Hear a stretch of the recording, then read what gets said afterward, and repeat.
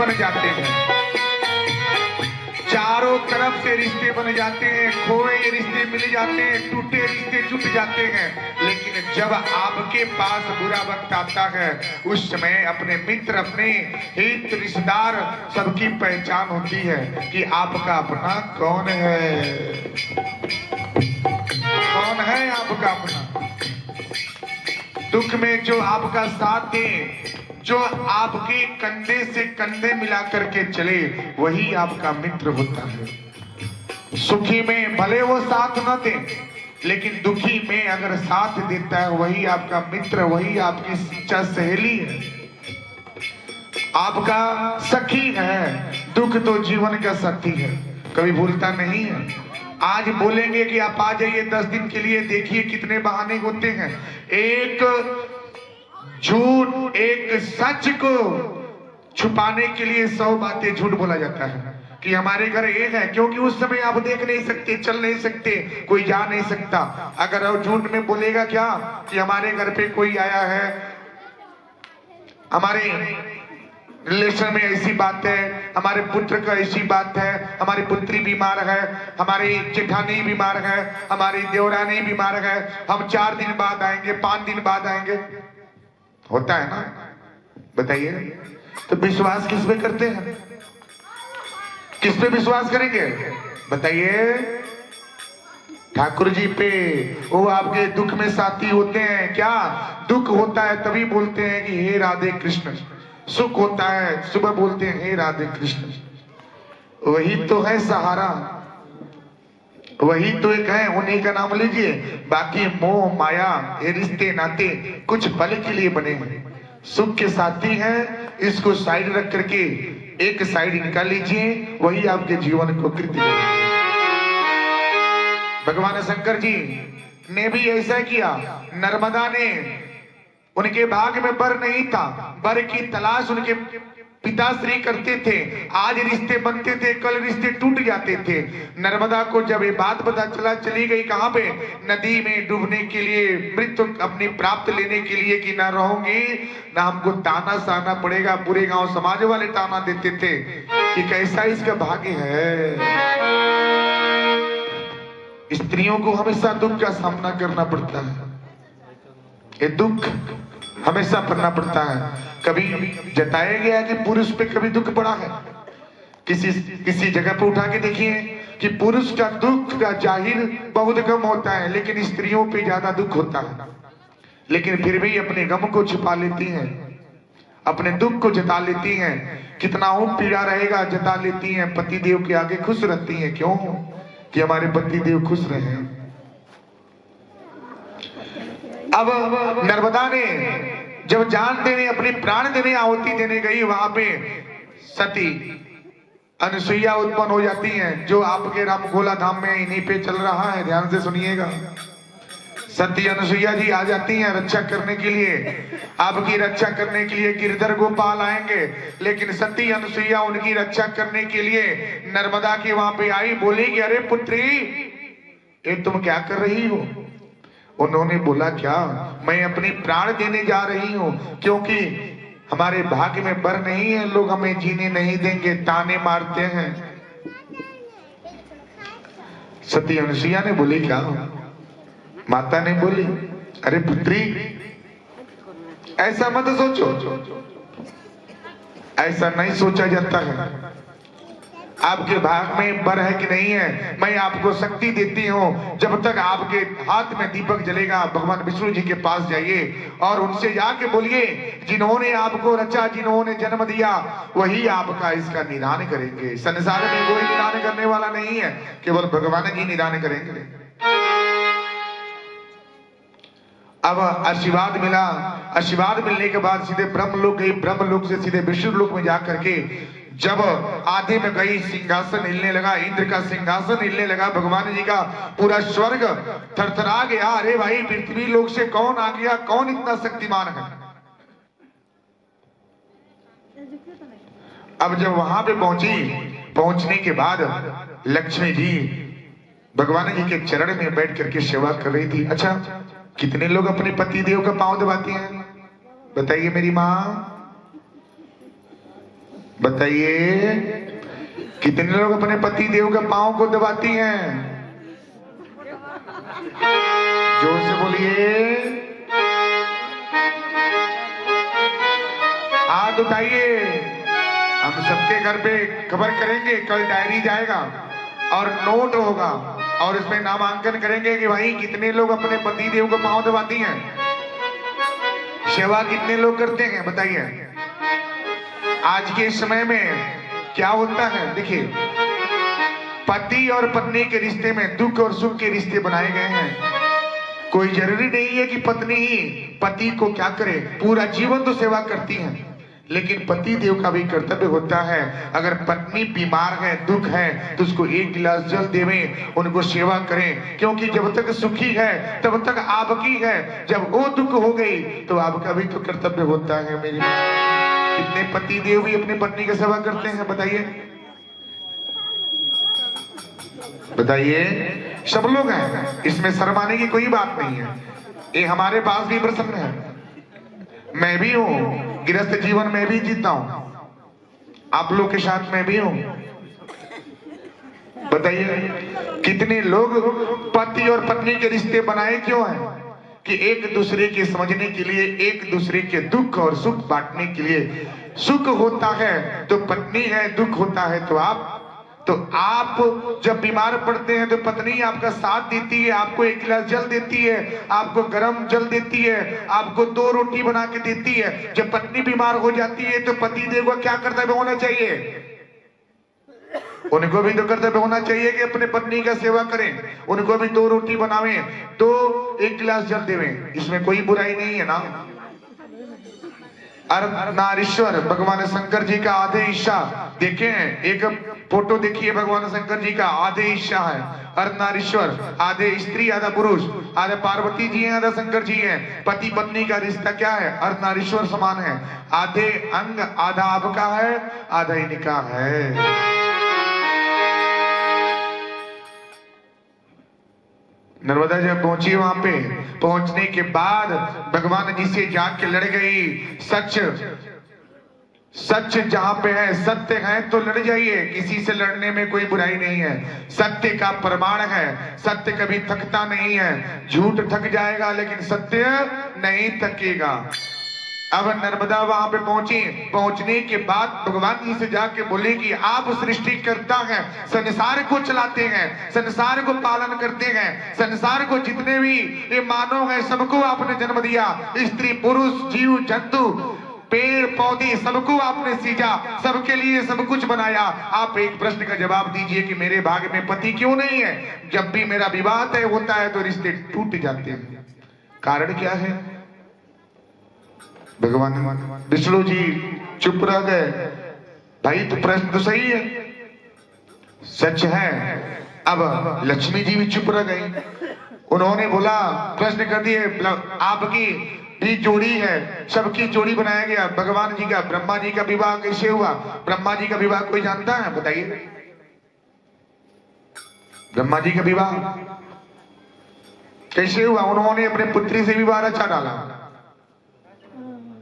उन्होंने अपने पुत्री से विवाह कर लिए। सृष्टि को चलाने के लिए, इस संसार को चलाने के लिए उन्होंने अपने पुत्री से विवाह रचाया। उन्होंने क्या, अपने तपोबल से स्त्री उत्पन्न किए और उनकी सुंदरता, उनकी मोह माया, उनकी इतनी सुंदरता थी कि उनकी सुंदरता में ये अपना ब्रह्मचर्य भूल गए।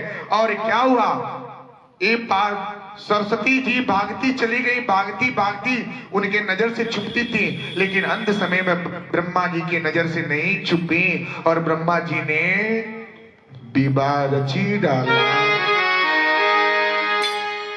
सृष्टि को चलाना है, चलाने के लिए तो कुछ करना होगा। अब नर्मदा वहां पे पहुंची, भगवान विष्णु से लड़ी। भगवान ने बोले क्या? उन्होंने बोला क्या? ठीक है, आपके भाग में भी पति लिखे हैं, लेकिन पाने के लिए कठिन मार्ग का सामना करना पड़ेगा। बताइए, जिस तरह से आपको दुख होता है, आपके पति देव बीमार हो जाते हैं, बोलते हैं क्या, हे माता जी आप हमारे पति का दुख हर लें तो आपको हम आधा किलो कपूर जलाएंगे। भगवती मन्नत होता है ना, पति देव बेचारे करते हैं क्या, हे शंकर जी, हे हनुमान जी, हे प्रभु, हमारे पत्नी बीमार है, आप सही कर दीजिए तो आपको 1 किलो हम क्या करेंगे, हनुमान जी के नाम से लड्डू चढ़ाएंगे। होता है ना, सब लोग करते हैं।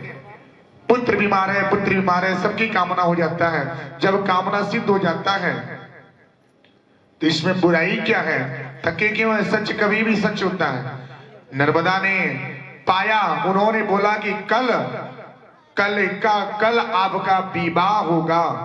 कैसे कि कल आप भगवान शंकर जी के मंदिर में जा करके पूजा करेंगी, और जो ही पूजा करके आप लौट करके पीछे जब आएंगे तो जो पहला व्यक्ति होगा वही आपका पति होगा, उसी से आपका विवाह होगा। सोचिए कितनी खुशी है, बहुत ही खुश हो रही है। अब लेकर के आई, सुबह का प्रातः काल भोर हुआ, मान हुआ मन तन के, राधे कृष्ण मन जप के।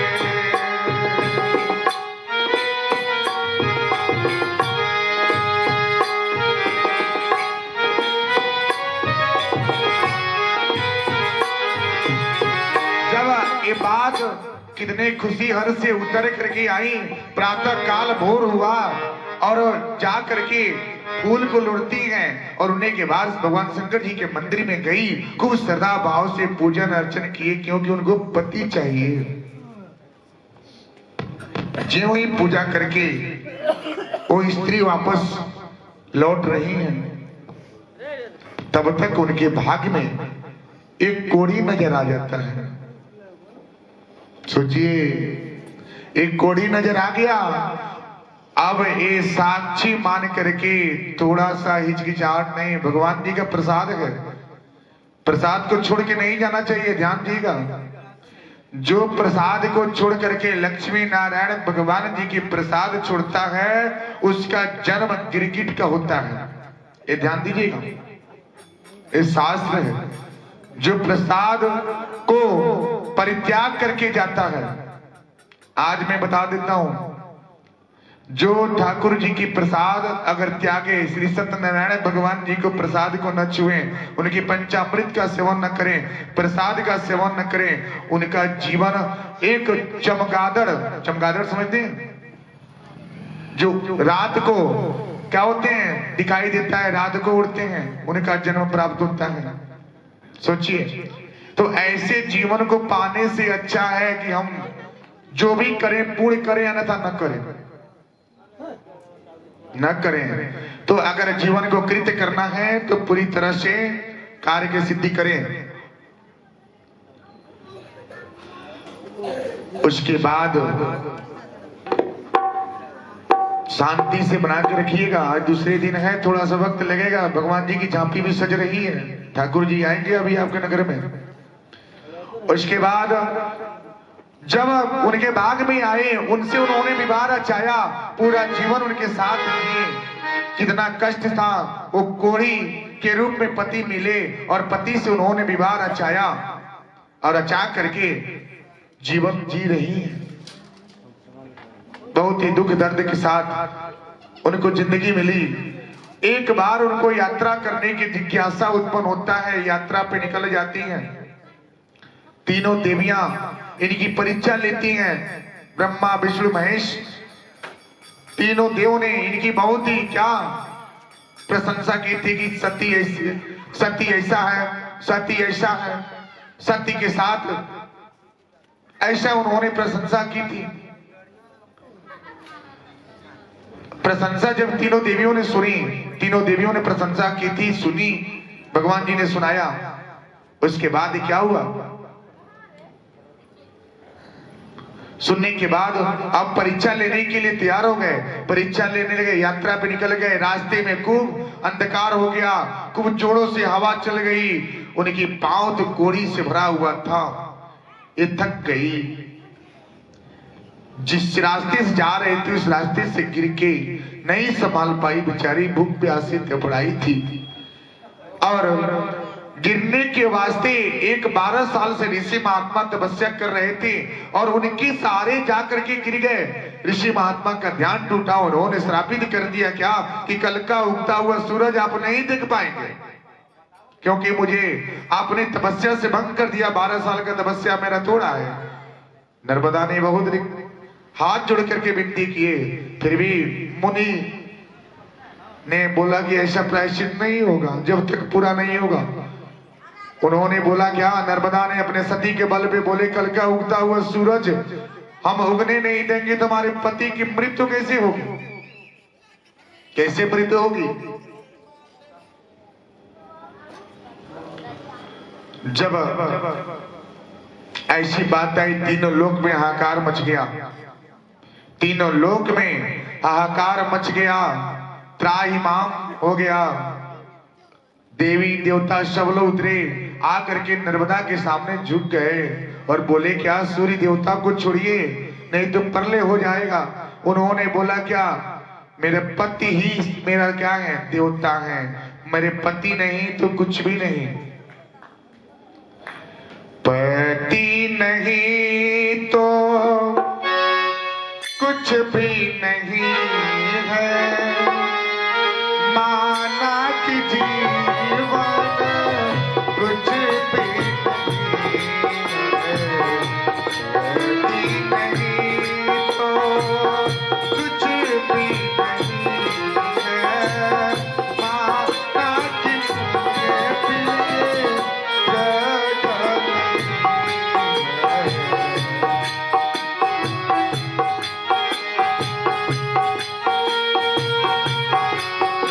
ताली दीजिए।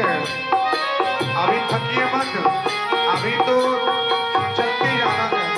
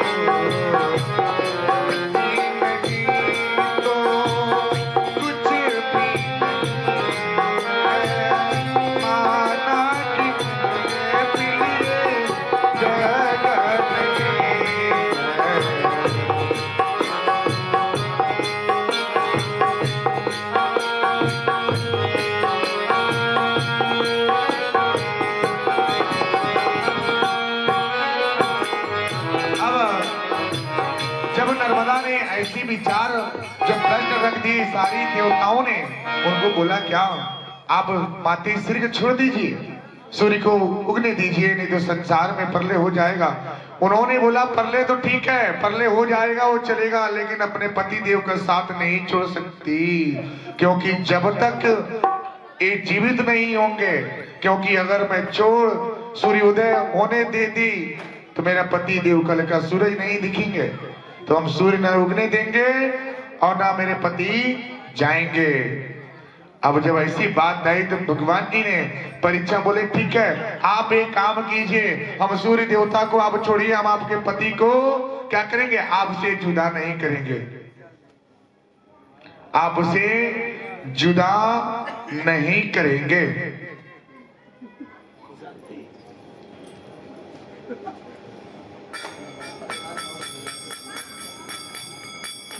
प्रभु की नजर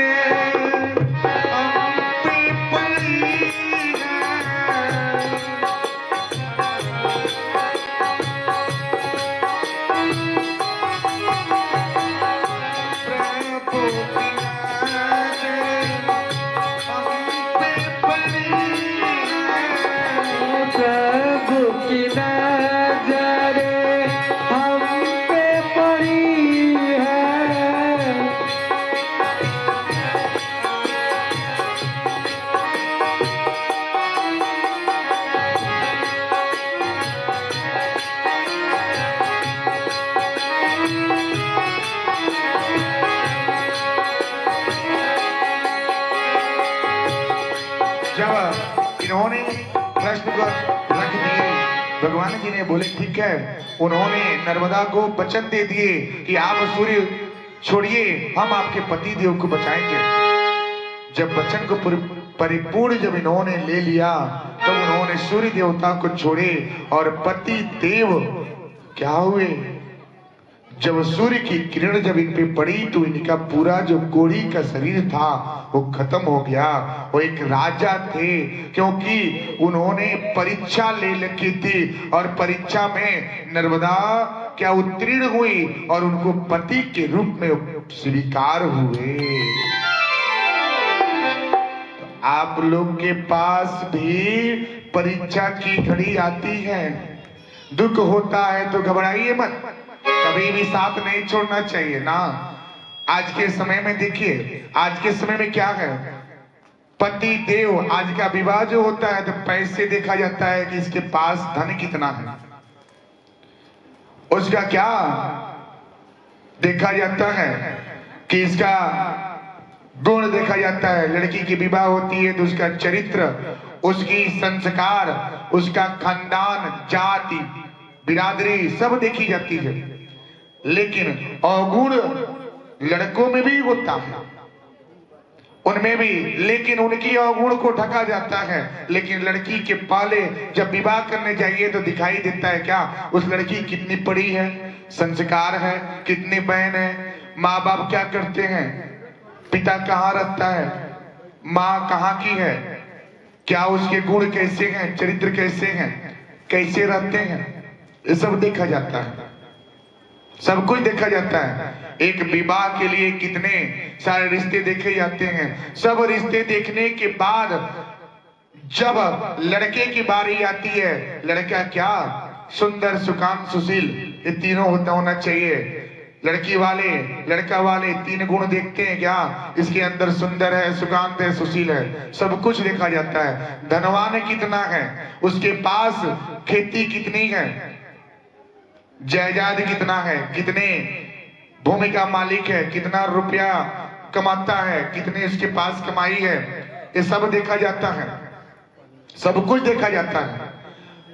पैसे देख करके शादी होता है, उसका गुण, लड़की के गुण और संस्कार को देख के विवाह कोई नहीं करता। लड़की अगर कितना हो पढ़ी है, कितना हो सुंदर, सुकांत, सुशील है, फिर भी क्या होता है, बेचारे उनके पिता जाते हैं विवाह के लिए तो लड़के, एक लड़का अगर ढूंढ लिए तो एक लड़की के विवाह करने के लिए कम से कम वो 20 जगह पे जाते हैं और 20 लड़के देखते हैं कि हमारे लड़की की योग्य है कि नहीं है, देखा जाता है। लड़की गुणवान है, लड़का गुणवान है, गुण ना देख करके लड़का अगर थोड़ा सांवला हो छोड़ दी जाती है, ना ना ये हमारी लड़की की योग्य नहीं है, सांवला है।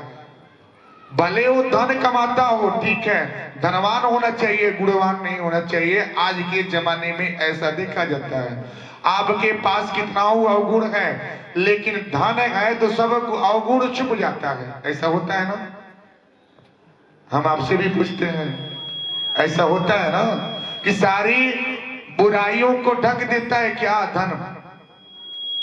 अरे भाई, जब लड़की की जब शादी होगी तो धन से सुख नहीं होता है, पति से सुख होता है। आपके पास अगर लाखों की संपत्ति बना है, अगर आपके पति देव, अगर आपके जीवन साथी अगर आपके ढंग के बराबर रिश्ते ना हो तो क्या है, लाखों का धन बर्बाद हो जाता है। अगर बाद में चल के खूब सुंदर सजा दी जाती है कि लड़का अच्छा है, और आगे चल के नशेड़ी बन जाता है, उसके बाद दारू का सेवन करने लगे, मावा गुटखा का सेवन करने लगे, आयास बन जाए, उसके जुआरी बन जावे, तो लाखों का धन खत्म हो जाता है। अगर पति सही है, लड़का गुणवान है, लाखों धन नहीं है, घर नहीं है, तो क्या है, उसके पास सब कुछ हो जाएगा। लेकिन सब कुछ बना है, उसके पास अवगुण को छुपा करके धन पे विवाह करते हैं, तो लड़की का जीवन बर्बाद हो जाएगा। मेरी माँ, ऐसा जीवन को न दें। आप बहुत ही श्रद्धा भाव से अपने पुत्र और पुत्री को पालते हैं, बहुत अरमान से आप अपने पुत्री को सजाते हैं, आप गोद में लेकर के बड़े करते हैं, बहुत अरमान के साथ एक बना के रखते हैं कि मेरी पुत्री का विवाह होगा, एक अच्छे बर दामाद जी उतारेंगे। जब इतना सोच 25 साल से आपने अपने लड़की को पाला पोसा बड़ा किया, नहीं घबराए तो साल 2 साल में घबराने की आवश्यकता क्या है? अच्छे से लड़के ढूंढिए जो गुणवान हो, सुशील हो, धनवान नहीं चाहिए, ठीक है, लेकिन गुणवान होना चाहिए, शीलवान होना चाहिए, चरित्रवान होना चाहिए। ये 3 गुण जिसके पास विद्यमान है, उसका जीवन सरल से कट जाएगा, बहुत ही सुलभ से कट जाएगा। शंकर जी क्या है, हमारी कथा है, सुनिएगा। शंकर जी क्या है, वो तो हमेशा क्या है, उनको भांग चढ़ता है, फूल चढ़ता है, वो सब कुछ चढ़ता है, लेकिन इतने अवगुण उनके पास है, लेकिन गुण क्या है, उनके पास प्रेम है। पति और पत्नी के रिश्ते में मीठापन है। ध्यान से सुनिएगा, बहुत ही बारीकी गुण है ये, कहां से खींच करके कहां लेके आए हैं। ध्यान से सुनिएगा, आपको समझाने के लिए कि आपको समझ में आए कि रिश्ते कैसे बनते हैं। भगवान शंकर जी तो कितने, आप बोलते हैं उनको गांजा भांग सब कुछ चढ़ता है, महाकाल में उनके लिए प्रसाद के रूप में आप मदिरा भी चढ़ता है। सोचिए, सब अवगुण उनके पास है। गुण क्या है कि अपने पत्नी से प्रेम करते हैं, अपने पत्नी से बहुत ही ज्यादा प्रेम करते हैं, यही तो गुण है, यही तो गुणवान है। उनके पास सब बुराइयां हैं, लेकिन शीलवान है, चरित्रवान है, गुणवान है, तभी तो पूजनीय है। आपके पति देव अगर शीलवान है, पूज्यमान है, गुणवान है, तो क्या है, वो आपके लायक है। लड़के की शादी कीजिए, गुणवान हो, चरित्रवान हो, शीलवान हो। अगर आपका ये 3 गुण लड़के के अंदर विद्यमान है तो विवाह करने के योग्य होता है, उससे लड़की का जीवन सुखी जाता है। धन से सुख नहीं होता ना, कभी भी सपने में मत सोचिएगा कि हम धन देख करके विवाह करेंगे तो हमारी पुत्री ऐशो आराम का जीवन जिएगी, जिंदगी व्यतीत करेगी ना, दुखी होगा। लड़के के पास गुण है, कुंडली मिलाया जाता है क्या कि देखिएगा आगे इसका क्या है, इसका भाग्य क्या बोल रहा है, ये विदेश की यात्रा होगा, यहाँ का नाम कि बड़ा सेठ बनेगा, बड़ा महाजन, बड़ा सेठ, बड़ा सेठवान बनेगा, रुपये पैसे होंगे कि नहीं होंगे, सब कुछ कुंडली मिला करके सब कुछ देखा जाता है। फिर भी उसके भाग्य में अंधकार क्यों हो जाता है मेरी माँ? क्यों बताइए, क्यों? आप एक लड़की की शादी करने जाते हैं तो उसका गुण देखते हैं कि इतने गुण से है, 27 गुण है, 36 गुण मिल गए हैं, ये क्या है, ये जाति, ये गण, ये बण, ये सब कुछ मिल जाता है। जाति जो बण मिल गया, गुण मिल गया, उससे विवाह क्या है, ये आपका लोकाचार्य होता है, शास्त्र के अनुसार जताया जाता है। लेकिन असली गुण तो वो होता है जो पूरे जीवन सुखमय व्यतीत करा दे, वही तो सब गुण है। वो गुण को पाने के लिए गुणवान होना चाहिए, शीलवान होना चाहिए और चरित्रवान होना चाहिए। आज के समय में देखिए क्या सब कुछ क्या है, 2 समय 2 मिनट में सब कुछ हो जाता है। पति रिश्ता बन गए, विवाह इधर तय, इधर हाथ में मोबाइल। अच्छा मोबाइल क्या है, देखिए आज के जमाने में जितना सुविधा है उतना ही नुकसानदायक है, देख रहे हैं ना। ये आज के युग में, मैं इसके पहले भी आया था यहाँ पे आपके नगर में, तो एक कथा का प्रसंग मैंने छेड़ा था, क्योंकि देख करके, ये समय देख करके कभी भी विवाह करें तो लड़का लड़की अगर शादी तय हो गया, विवाह दिन पड़ गए, तो कभी भी मोबाइल का सहारा न देना। मोबाइल गया तो समझिए कि रिश्ते टूट गए।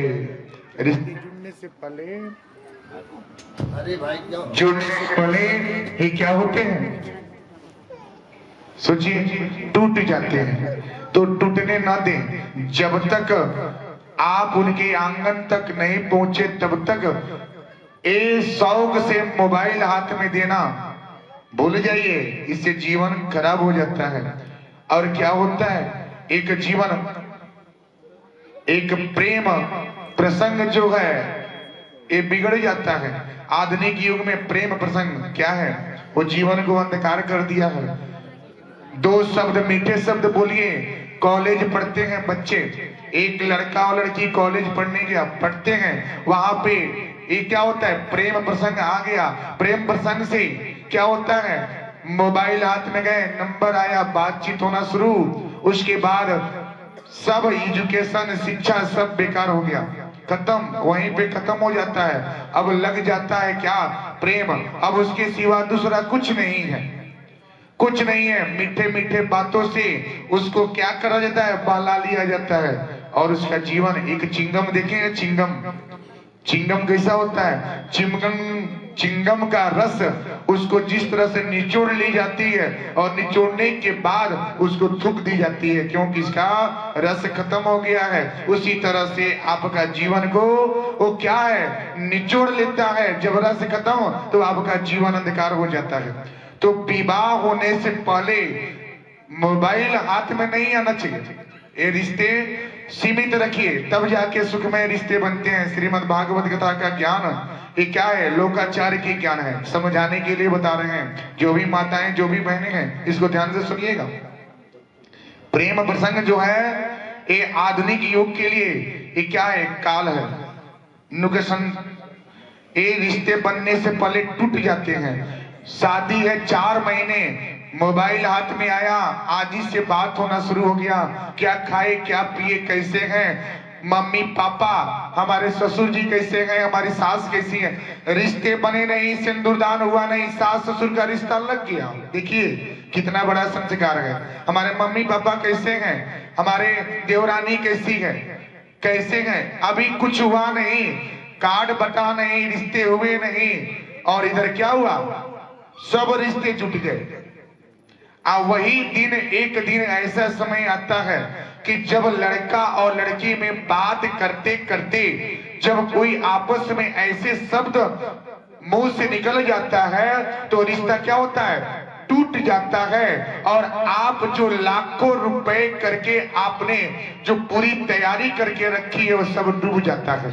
पता चला कि लड़का बोला कि हमको विवाह नहीं करना है, हमको विवाह नहीं करना है, हमको लड़की पसंद नहीं है। तब तक पसंद है जब तक आपने चिंगम की बात ही उसको रस की तरह आपने निचोड़ा। जब रस खत्म हो गया, जब बातों से ओजन हो गया तो रिश्ते खराब बन गए।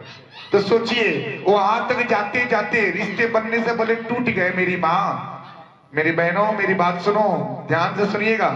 अगर ऐसे किसी के जिंदगी में ऐसा मोड़ है तो इसको परित्याग कर दे, क्योंकि ये रिश्ते नहीं है, ये दिखावे के रिश्ते हैं। आपके माँ बाप एक संजो करके जन्म से 9 महीने से ले करके आपको सजो करके रखती है कि मेरी पुत्री 25 साल की होगी तो हम कन्यादान देंगे, कन्यादान देंगे, अपने जीवन कृत करेंगे।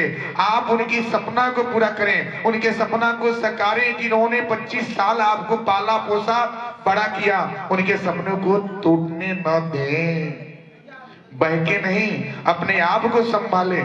क्योंकि माँ बाप के दिखे रिश्ते जो बनाए जाते हैं, जो दिखाए जाते हैं, वो क्या है? वो खुशी का रिश्ता होता है, सुखमय रिश्ता व्यतीत होता है। जो स्वयं रिश्ते अगर जुदा करके किया जाए वो पूरा जीवन दुख होता है।